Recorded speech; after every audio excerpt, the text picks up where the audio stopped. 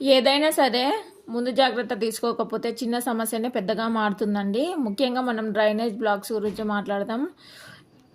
Daily గిన్నెలు కడుగుతూ ఉంటాం కదా, కూర గిన్నెలు కాదు, ఆయిల్ డీప్ చేసినవి అవన్నీ కడుగుతూ ఉంటాం కదా. ఆ ఆయిల్ అంతా ఒకసారిగా పైప్ లైన్స్లలో బ్లాక్ అయిపోయి ఆ పైప్ లైన్స్ పగలగొట్టే పరిస్థితి వస్తుంది ఒక్కోసారి. మొత్తం ఆ జిడ్డు అంతా పేరుకోపోయి. కాబట్టి మనం అప్పుడప్పుడు మనము ఇట్లా డ్రైన్ క్లీనర్ పౌడర్స్ దొరుకుతాయండి.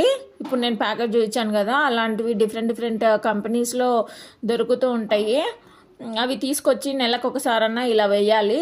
అవి పౌడర్ మొత్తం ఓపెన్ చేసేసి అలా సింక్ దగ్గర ఉన్న హోల్స్ దగ్గర వేస్తే చూడండి రియాక్షన్ ఎలా జరుగుతుందో. ఈ పౌడర్ వేయకముందు మా సింక్ సిచ్యువేషన్ చూడండి, వాటర్ పోకపోయాయి. పంప్ ద్వారా కూడా ఇట్లా ప్రెజర్ పెట్టి నొక్కినా కూడా పోకపోయాయి. కాబట్టి పూర్తిగా డ్రైనేజ్ బ్లాక్ కాకముందుకే ఇలా నెలకు ఒకసారి అయితే చేయండి. పౌడర్ వేయడం వల్ల డ్రైనేజ్ సిస్టమ్ అనేది బ్లాక్ కాకుండా పైప్ లైన్స్ అనేవి